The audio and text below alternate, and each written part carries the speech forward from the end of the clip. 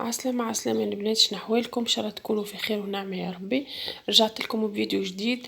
اليوم باش نعمل بطاطا، جراتان بطاطا بجبن ودجاج. يحبوه الصغيرات ويموتوا عليه الصغيرات برشا. باهي، خذينا ترونشيت نتاع بطاطا، عملنا لهم شويه ملح بعد ما غسلناهم مليح مرتين، وبعديك قليناهم في الزيت على نار هاديه. وفي الاثناء مشيت حضرت صوص بشاميل وخليت البطاطا بالبلا باش تطيب.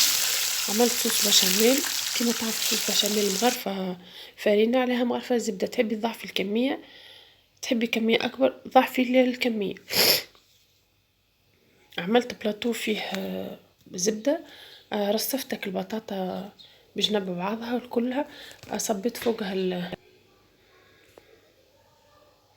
حطينا رصفنا البطاطا فوق البلاطو بعد ما دهناه بالزبده.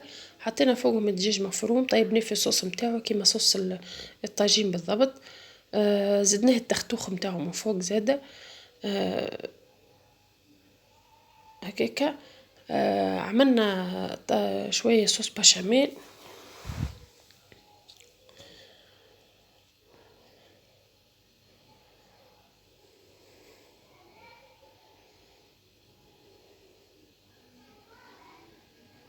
وزدنا طبقة أخرى نتاع بطاطا. عندنا كعبتين عظم صبينا عليها كريم ليكيد، خلطناهم مليح وزدناهم شوية في قرصة ملح وشوية فلفل أكحل وركضناهم مليح وصبيناهم فوق الخليط هذاك. وبعديك نزيدوهم صوص بشاميل وشوية فرماج ربي من فوق اللي عندك، فرماج المتوفر عندك. تحبي زيد تعمل فرماج شرايح هذاك من داخل زاد يجي بنين برشا. انت شنو تحبي تنحي اللحم وتخلي كم بطاطا زاد يجي انواع، فبرشا انواع في الجراتان. هكا كمل الطبيق متاعنا.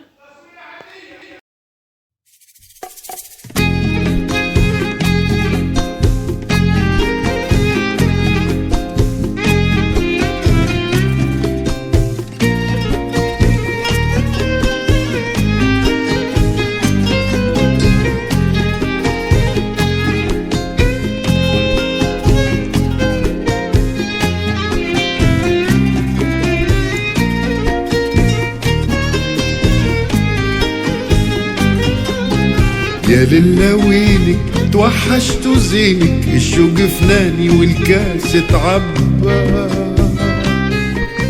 لو كان تجيني وتشوفك عيني، نحلف بيميني نبني لك قبة،